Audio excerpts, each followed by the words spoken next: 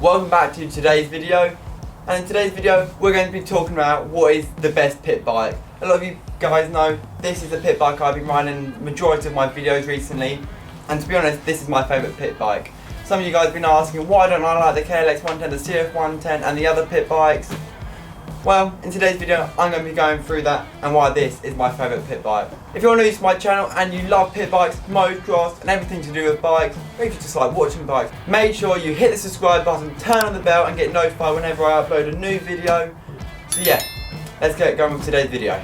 So we'll take my bike outside, walk around it, tell you what features I've got on the bike and what's different to the other pit bikes. So, first thing I'm going to do is comparing this to the Chinese pit bikes. One I'm on about is a £500 one, the $1,000 one, the $1,500 one. And one of the key things about one of these pit bikes is that it's got an electric start. You can't beat one. So that is what you get with a Japanese pit bike. Like the Kawasaki's, the Hondas and the Yamahas, they start instantly with the electric start. But the Chinese pit bikes, they're not as good with the electric starts.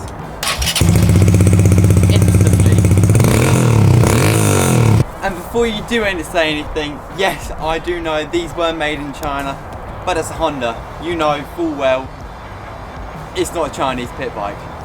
Also, another thing about the Honda, they are now fuel injected and they've scrapped the carburetor. Also with this, you've got an upright engine, and with the other pit bikes, they're always face forward engines, with the carburetor normally at the front. So when you ride the pit bikes in the west of the mud, the carb is at the front of the bike, and you ride around, all the muck and everything will throw all into the carburetor, and the pit bikes will start playing up. And majority of the time, if your pit bike's got a problem, you need to check the carburetor. And you don't get that trouble with this. Another thing is, they are the perfect size. I used to be quite a small human being, but now recently, over the past 2 years, I've grown quite a lot. I'm nearly 6'3", and I fit one of these perfect.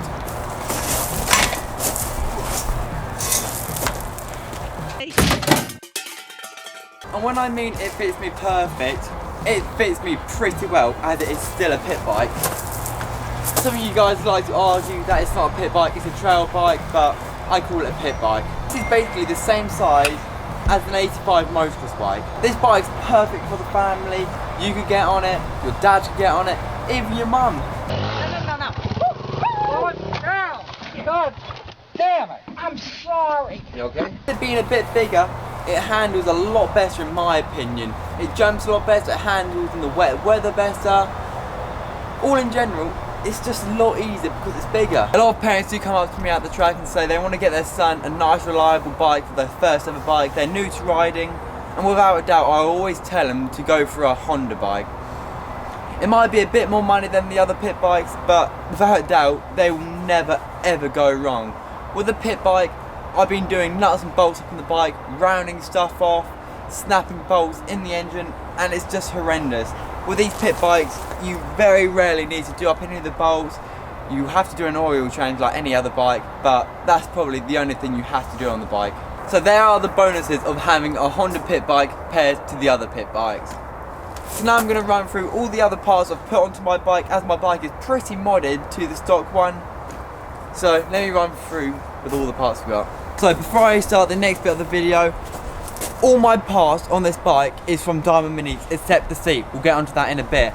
But Diamond Minis have supplied me with all of these parts for my bike. Their link will be down in the description. They ship worldwide, and they are the only place at the moment who does CRF 125 parts. So if any of you guys do want to get yourself any parts, make sure you head down to the description and check out Diamond Minis. They ship worldwide. The first thing we're going to be talking about is wheels. I got myself a nice SM Pro Diamond Mini wheels, platinum. Got the hubs anodized and painted. But the reason why I got a nice set of wheels was because I actually buckled my stock rims. So yeah, I buckled them quite bad with doing big jumps on them. So I needed to get myself a nice set of Diamond Minis SM Pro Platinum wheels. The next thing I got was a Diamond Minis exhaust cap. This was actually £50 because if you have noticed, a lot of people who I'm friends with, they've got a full pro circuit system for their bike, and to be honest, it's meant to make it a bit faster, and it costs about £500. But Diamond Minis had these tested, and they produce the same amount of speed as a pro circuit system does. and for £50 this is amazing. You only need to take out the baffle and screw that on, and it's the exact same as a Pro Circuit one, so it's perfect, to be honest. So this is another thing only Diamond Minis do. They did do us a rear sprocket for these. I think they're the only place that can do them. It's gone up by 1 tooth, what gives it a bit more acceleration coming out the corners. The chrome chain glance I went for, it's all made out of alley, so it's proper good quality. Also, a front sprocket guard, another amazing thing, looks sick. Also got myself some wider and sharper foot pegs, and they also do 2 levers on there, gear levers. I went for this one, it's stronger and got more flexible there, very flexible. I also got myself a zip racing seat with bigger foam in it and with a grippy seat. You can also customise these yourself on Zip Racing, customise them whatever you want. If you want more grip on it, different colours. But yeah, it makes it a lot taller and a lot more comfy. Link will be in the description. Oh, one of my favourite things on the bike is the Diamond Minis fuel cap. It's one of the coolest things on the bike. It's very, very cool. I went for the red one as I'm going for a red and black theme on the bike, but yeah, look how cool that is. Oh, one of my favourite things on the bike is the Diamond Minis fuel cap.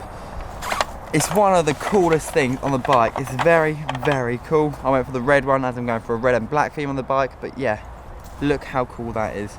Once you get them fully tightened, there you go, all flush, and they just look amazing. So I also got myself a Pro Taper lever. It's very nice. Got yourself a little adjustable, the bearings are nice in it, and during the race you can always adjust it to how you want. And yeah, it feels very nice. But while we're on the topic of Pro Taper, I got myself a set of KLX 110 bend Pro Taper bars. A lot of people ask me what bars do I like. I prefer the KLX 110 bend. They're my favourite ones so far. So the people who did my graphics are the Extreme Sports people, ESP.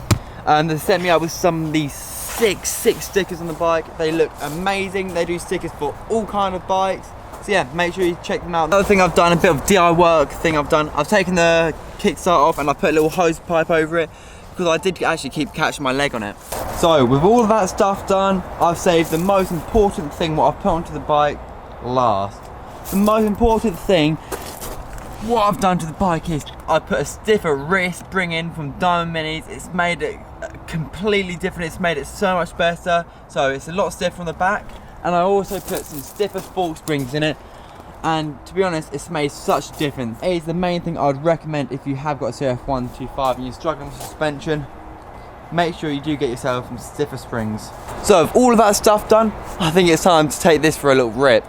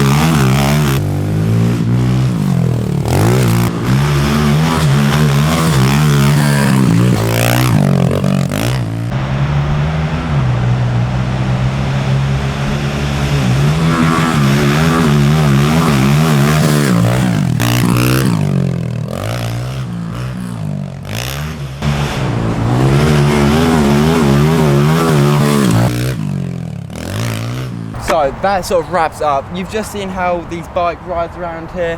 It can take a bit of abusing. They are amazing to control. Been hitting some of the jumps, been getting out of control, and they're really quite light, so you've been able to throw it back into position, and there's such a big waiting list for these bikes.